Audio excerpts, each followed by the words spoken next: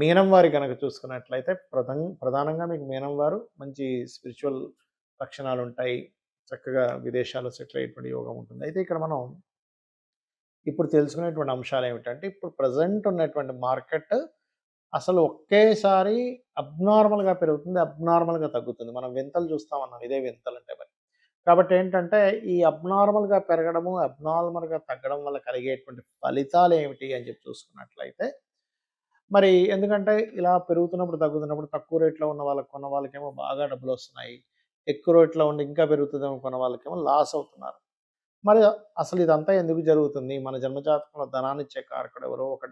ఒక ఇన్వెస్ట్‌మెంట్ చేయడానికి కారకుడెవరు? లాభం రావడానికి కారకుడెవరు? మరియు అదే విధంగా మీ యొక్క ఆలోచన విధానాన్ని కంట్రోల్ చేసే గ్రహం ఏది అనేటువంటి అంశాలు చెప్తుంది నేనైనప్పటికీ, చెప్పిస్తుంది సాక్షాత్ లలిత అమ్మవారిగా భావిస్తూ, ప్రధానంగా ఇక్కడ మనం అర్థం చేసుకోవాల్సిన అంశం ఏమిటి అంటే, ఇక్కడ ఎప్పుడైతే ఈ మీనం వారికి ధనాధిపతి కుజుడవుతున్నాడో, దీనివల్ల ఏంటంటే కుజుడు భూములకు కారకుడు. అలాగే కుజుడు ధనాధిపతి. మీకు మేషరాశి ధనస్థానం అవుతుంది కాబట్టి మీరు ఎక్కువగా ఉదాహరణకి కుజ స్థానంలో శని ఉన్నాడనుకోండి. అంటే నీచపడ్డ శని ఉన్నాడు. అప్పుడు మీరేం చేయాలి? శనికి కూడా రెమెడీ చేసుకోవాల్సొస్తుంది. అంటే నువ్వులు దానంగా ఇవ్వడం చేస్తుండాలి. అంటే ఏ గ్రహం ఉంటే ఆ గ్రహానికి సంబంధించిన అధిష్టాన దేవతను కూడా మీరు నామస్మరణ చేస్తూ ఉండాలి. కాబట్టి మీకు ఫైనాన్షియల్‌గా బాగా ఇచ్చేటువంటి అధిపతి ఎవరు అంటే మీకు కుజుడవుతున్నాడు. ప్లస్ కుజగ్రహం దగ్గర దీపారాధన చేస్తూ లక్ష్మీ నరసింహస్వామి ఆరాధన అనేటువంటిది మీకు ఫైనాన్షియల్‌గా మంచి గ్రోత్ ఇస్తుంది. మరి ఉపాసనా కారకుడెవరు? ఆలోచనా కారకుడెవరు? అనేది కూడా మనం తీసుకోవాలి. పంచమ స్థానంలో ఎప్పుడైతే పంచమాధిపతి చంద్రుడయ్యాడో, పంచమ స్థానంలోకి జూన్ మాసం నుంచి 2026 జూన్ మాసం నుంచి గురువు వెళ్లి మారుతున్నాడో, కాబట్టి మీరేం చేయాలి? అప్పటి వరకు మొట్టమొదటిగా మీరు నిత్యము చేయవలసింది రాజరాజేశ్వరి అమ్మవారి యొక్క ఆరాధన. సర్వసాధారణంగానే మీనం వారికి ఏంటంటే ఫాస్ట్‌గా మీరు డెసిషన్స్ తీసుకుంటూ ఉంటారు. సో, ఎప్పుడైతే మీరు రాజరాజేశ్వరి అమ్మవారి ఆరాధన చేయడము, మెడిటేషన్ చేయడం చేస్తూ ఉంటే స్టెబిల్డ్‌గా ఉంటాయి డెసిషన్స్ విషయంలో. కాబట్టి ఒక్కొక్కసారి మీ ఫాస్ట్ డెసిషన్ లాభం ఇవ్వచ్చు, ఒక్కోసారి నష్టాన్ని ఇవ్వచ్చు. బట్ స్టెబిల్డ్‌గా తీసుకోవడం జరుగుతుంది. కాబట్టి ఈ రాజరాజేశ్వరి అమ్మవారిని, రాజరాజేశ్వరి యొక్క మూలమంత్రాన్ని, అదేవిధంగా చంద్రుడి యొక్క ఆరాధన ఎంత చేస్తుంటే మీకు ఆలోచన విధానంలో ఎప్పుడు, ఎక్కడ ఇన్వెస్ట్‌మెంట్ చేయాలి, ఎలా ఇన్వెస్ట్‌మెంట్ చేయాలనేటువంటి అంశాలు వస్తూ ఉంటాయి. అయితే ఈ యొక్క అంశాలు చెప్తుంది నేనైనప్పటికీ, చెప్పిస్తుంది సాక్షాత్ లలిత అమ్మవారిగా భావిస్తూ. అయితే ఇక్కడ ఈ లాభాధిపతి, వ్యయాధిపతి ఒక్కరేనండి మీ లగ్నానికి. కాబట్టి ఇక్కడ ఏమవుతుంటుందంటే లాభస్థానము శనే, వ్యయస్థానము శనే. కాబట్టి లాంగ్ టర్మ్ ఇన్వెస్ట్‌మెంట్స్ వల్ల మీకు బాగా లాభాలొస్తాయి. ఎప్పుడైనా సరే ఇన్వెస్ట్‌మెంట్ చేసేటప్పుడు గుర్తుపెట్టుకోండి. అయితే లాభ వ్యయాధిపతి ఇతనయ్యాడు కాబట్టి ఎక్కువగా మీరేం చేయాలి? ఆంజనేయ స్వామి ఆలయాలు, కాలభైరవుడు ఆలయాలు, కాళీ ఆలయాలకు వెళ్ళినప్పుడు మీరు సేవ చేయండి అక్కడ ఏదైనా. ఖచ్చితంగా 100% మీ యొక్క లైఫ్ అనేటువంటిది పెట్టిన ఇన్వెస్ట్‌మెంట్స్ వల్ల లాభం వైపు వెళ్తూ ఉంటుంది. అలాగే దీంతో పాటు లాంగ్ టర్మ్ ఇన్వెస్ట్‌మెంట్స్ ఎక్కువగా చేస్తూ ఉండండి. దాని ద్వారా కూడా మీకు మంచి లాభాలొస్తూ ఉంటాయి. వీలైతే మీకు దగ్గరలో శివాలయం గాని, ఆంజనేయ స్వామి ఆలయం గాని, ఏదైనా శక్తి ఆలయాల్లో నూనెని దానంగా ఇస్తూ ఉండండి. నువ్వుల నూనెని ఖచ్చితంగా మీకు ఫైనాన్షియల్‌గా ఇన్వెస్ట్‌మెంట్స్ పరంగా, ఏ పరంగా అయినా సరే బాగుండడం జరుగుతుంటుంది. అయితే ఇక్కడ చాలామందికి అసలు దాన్ని ఎట్లా ఎంపిక చేసుకోవాలనేటువంటి సంశయం ఉంటుంది. ఫస్ట్ ఆఫ్ ఆల్ ఏంటంటే మనం చూద్దాం అసలు ఏ ఏ సెక్టార్స్‌లో మనం ఇన్వెస్ట్‌మెంట్స్ జరుగుతాయి. ఒకటి భూమి మీద, 2 ఆయిల్స్ మీద, 3 షేర్ మార్కెట్ మీద. ఈ ఖనిజాల్లో అంటే ఈ యొక్క లోహాల్లో వీటిలో చూసుకుంటే గోల్డు, సిల్వరు, ఆహ్, లేకపోతే మనకి బ్రాస్ అనుకోండి, లేకపోతే కాపర్ అనుకోండి, ఐరన్ అనుకోండి, ఇవన్నీ కూడా ఇన్వెస్ట్‌మెంట్స్ రైట్. స్టెప్ బై స్టెప్‌గా నేను మీకు ఎక్స్‌ప్లెయిన్ చేస్తాను. అసలు ఎప్పుడు ఇన్వెస్ట్‌మెంట్ చేయాలి, ఎలాంటి విషయాలు ఇన్వెస్ట్‌మెంట్ చేయాలనేటువంటిది. పాయింట్ నంబర్ 1, మీ పర్సనల్ చార్ట్‌లో 12వ అధిపతి అని ఉంటాడు గుర్తుపెట్టుకోండి. 12థ్ లార్డ్ అంటే ఖర్చులకి కారకుడు, ఇన్వెస్ట్‌మెంట్స్‌కి కారకుడు. ఆ ఖర్చుల స్థానం ఎక్కువగా మీకేదైనా ఇబ్బందిస్తుందా? అంటే ఏంటి, మీ యొక్క మహాదశల్లో 12వ స్థానము, 3వ స్థానము, 6వ స్థానము, అష్టమ స్థానము, మళ్ళీ 6వ స్థానము, అష్టమ స్థానం గనక విపరీత రాజయోగాలు, నీచభంగ రాజయోగాలు ఉంటే దట్ ఈస్ డిఫరెంట్ కేస్.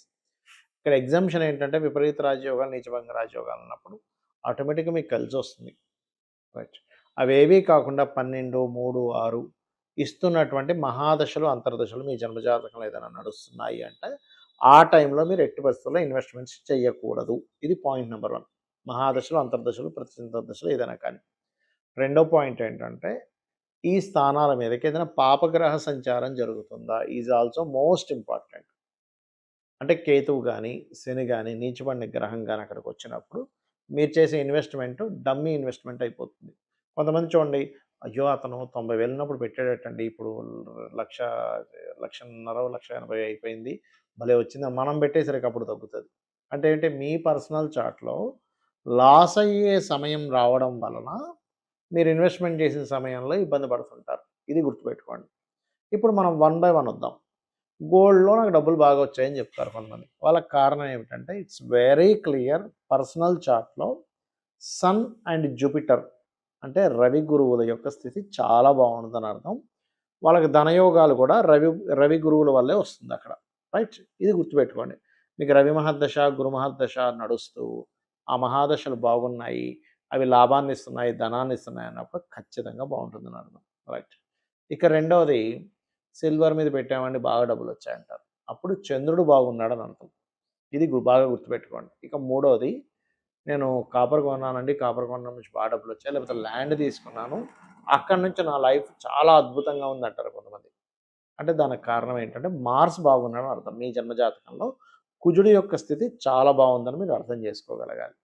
అలా కాకుండా ఒక్కొక్కసారి ఏమవుతుంటుందంటే వారికి ఐరన్, ఆయిల్స్ మీద ఇన్వెస్ట్‌మెంట్ చేస్తూ ఉంటారు. వాళ్ళకి బాగా కలిసొస్తుంది ఆ టైం అనేది. దానికి కారణం మనం అందరం భయపడేటువంటి శని భగవానుడు బాగున్నాడని అర్థం. ఎందుకంటే ఐరన్‌కి, ఆయిల్‌కి శని కారకుడు గుర్తుపెట్టుకోండి.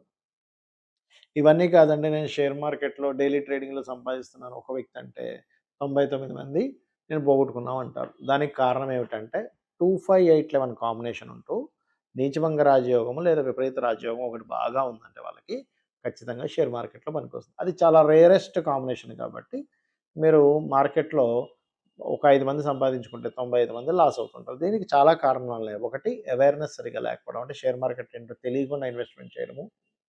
అసలు వాళ్ళ జన్మజాతకంలో దీనివల్ల డబ్బులొస్తాయో రావో తెలుసుకోకుండా ఇన్వెస్ట్‌మెంట్ చేయడాలు. ఇంకోటి వాళ్ళకి లాస్ అయ్యే సమయాల్లో షేర్ మార్కెట్ మూలంగానే ధనం పోతుందనే జాతకం అని తెలియకుండా ఇన్వెస్ట్‌మెంట్ చేయడం. ఇది ముఖ్యమైనటువంటి కారణాలు. అయితే ఇక్కడ మీరు ఏ ఇన్వెస్ట్‌మెంట్ అయినా సరే మీరు ఎందులో అయినా సరే మీకు బాగుండాల్సిందేంటి పంచమ స్థానం బాగుండాలి. పంచమం అంటే ఇంట్యూషన్, తెలివితేటలు, ఆలోచన, దాని మీద జ్ఞానాన్ని పెంచుకోవడము, నిర్ణయం తీసుకోవడము ఇవన్నీ కూడా పంచమంలో ఉంటాయి. అందుకని మీరేం చేయండి మీ లగ్నం నుంచి అంటే మేషం నుంచి మీనం వరకు తీసుకుంటే మీ పంచమాధిపతి ఎవరో తెలుసుకొని ఆ యొక్క గ్రహానికి, ఆ యొక్క దేవత, ఆ యొక్క గ్రహ అధిష్టాన దేవతకి మీరెప్పుడూ చాంటింగ్ చేసుకుంటూ ఉండాలి. దీనివల్ల ఏమవుతుందంటే మీకు ఎన్నో ఆలోచనలు రావచ్చు. కానీ వచ్చిన ఆలోచనల్లో ఎక్కడ ఏ స్టెప్ తీసుకోవాలి అనేటువంటిది ప్రధానంగా మీకు అర్థమవుతూ ఉంటుంది. గుర్తుపెట్టుకోండి. ఇందులో ప్రధానంగా ఇప్పుడు మేషం వారికి పంచమంలో కేతువు ఉన్నాడు. సో, పంచమాధిపతి ఒక ఎత్తైతే గోచారంలో వచ్చేటువంటి గ్రహాన్ని అధిష్టాన దేవతకి చేసుకోవాలి. అంటే ఏంటి? కేతువు ఉన్నాడు కాబట్టి కేతువుకి అధిష్టాన దేవత గణపతి. ఉదాహరణకి మీకిప్పుడు మీరు చూసుకుంటే గనక తులవారికి పంచమంలో రాహు ఉన్నాడు. అంటే రాహుకి అధిష్టాన దేవత ఎవరు? అంటే దుర్గాదేవి. అదే వృశ్చికం వారికి తీసుకుంటే పంచమంలో శని ఉన్నాడు. కాబట్టి ఏంటి? కాలభైరవుడిని చేసుకుంటూ ఉండాలి. అలా అసలు ఎవరున్నారు? ఇప్పుడు ఉదాహరణకి కుంభం వారున్నారు. కుంభానికి పంచమ స్థానాధిపతి బుధుడు గాని, పంచమంలో గురువు ఉన్నాడు కాబట్టి, దక్షిణామూర్తి యొక్క ఆరాధన గనక చేస్తూ ఉండడము, దత్తాత్రేయుడిని స్మరించడం, ఓం దిగంబర దిగంబర శ్రీ పాదవల్లభ దిగంబర అనుకుంటూ ఉంటే, మీ పంచమం అంటే ఆలోచనా స్థానం రాంగ్ రూట్‌లో వెళ్ళకుండా మిమ్మల్ని కాపాడుతుంది. కాబట్టి నేను చెప్పేది ఒకటే, మీ పంచమాధిపతి ఎవరు అనే దాని మీద చేయండి. అలా కాదండి మాకు లగ్నాల వైస్‌గా చెప్పండి అంటే మేషం వారికేమో సూర్యుడు, వృషభం వారికేమో బుధుడు. అంటే మేషం వారు సూర్యభగవానుని, వృషభం వారు విష్ణువుని, మిథునం వారు అమ్మవారిని, కర్కాటకం వారు స్కందుడిని, అదేవిధంగా సింహం వారేమో దత్తాత్రేయుడిని, కన్య వారేమో వెంకటేశ్వర స్వామిని, తులవారేమో దుర్గాదేవిని, అలాగే మన కాళికా అమ్మవారిని, వృశ్చికం వారు దత్తాత్రేయుడిని ప్లస్ ఇప్పుడు శని ఉన్నాడు కాబట్టి కాలభైరవుడిని, వృశ్చికం వారు ధనస్సు వారేమో మన నరసింహస్వామిని, మకరం వారేమో అమ్మవారిని, అదేవిధంగా అంటే లక్ష్మీదేవిని కూడా చేసుకోవచ్చు. కుంభం వారు విష్ణువుని అండ్ ఇప్పుడు గురువు ఉన్నాడు ఇప్పుడు దత్తాత్రేయుడిని అండ్ మీనం వారు రాజరాజేశ్వరి అమ్మవారిని చేసుకోవాలి. దీనివల్ల ఏమవుతుందంటే ఇప్పుడుండే కండిషన్ ఏదైతే ఉందో గ్రహాలన్నీ పంచగ్రహ కూటములు చిత్ర విచిత్రాలు జరుగుతాయని మనం చెప్పుకున్నాం ఆల్రెడీ చాలాసార్లు. చిత్ర విచిత్రాలు జరగడం కానివ్వండి, రకరకాల అప్ అండ్ డౌన్స్ అవ్వడం కానివ్వండి, వీటన్నిటి నుంచి మీరు రైట్ డెసిషన్ తీసుకోవడానికి రెమెడీ చేసుకోండి. అదేవిధంగా అన్ని రకాల లాభాలు ఉండాలంటే ఓం ఇంద్రగోప పరిక్షిప్త స్మరతోనా భజంగికాయ నమః అని మంత్రం చేయండి. అన్ని విధాలా బాగుంటుంది. శ్రీమాత్రే నమః.